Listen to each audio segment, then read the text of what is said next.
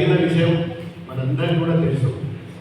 దాన్ని పూర్తిగా ఖండిస్తూ మరి మొన్న జరిగిన ఏదైతే ఖమ్మంలో అంత పెద్ద ఎత్తున వరదలు రావడం, వాతావరణ శాఖ కూడా హెచ్చరించిన మరి నిర్లక్ష్యం చేసి అది ఏడ పట్టబయలవుతుందో మరి ప్రజల వద్దకు నేరుగా పోయి మరి బీఆర్ఎస్ పార్టీ నాయకులు ఎక్కడైతే నిలదీస్తారో బయట పెడతారో అని చెప్పిన భయంతో మరి నిన్న దాడి చేయడం అనేది ప్రజలందరూ కూడా ఉక్కు మీద వేలేసుకుంటుంది. ఒక పక్కా దేశంలో ఏమన్నా జరుగుతూ ఒక పక్కా దేశం కంటే మనం సహాయం చేస్తాం, ఒక పక్క రాష్ట్రానికి సహాయం చేస్తాం. అది పోయి మరి ఎంత రాష్ట్రంలో మరి ఖమ్మం జిల్లాలో మరి మేము పోయి మా ప్రజలకు మరి మా ప్రజాప్రతినిధులు ప్రజల వద్దకు తప్పనిసరిగా ఉంచమంటే దాడి చేయడం అంటే అది ఎంత దౌర్భాగ్యమైన పని అంటే ఇప్పటి వరకు 28 రాష్ట్రాలలో ఏ రాష్ట్రంలో ఇలాంటి పరిస్థితి జరిగింది. అది గతంలో ఈ హిస్టరీ లేకుండే, ఈ నైజం లేకుండే.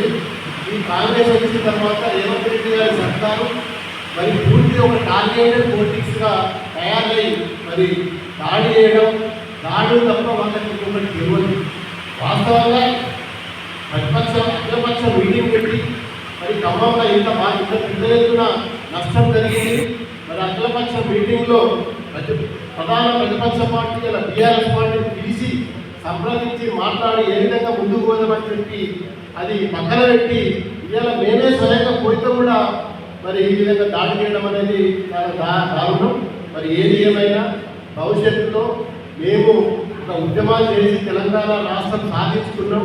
ఇట్లాంటి ఎన్నో చూసిన పార్టీ ఇలా బీఆర్ఎస్ పార్టీ మా నాయకులు ఇక్కడ కూడా గడవడమో లేకపోతే భయపడము, మేము ఊపుదప్పుడు ఈ ఉపన్యాసాలకు లేకపోతే దాడి చేస్తే భయపడతామని చెప్పి అనుకోవడం అవివేకం.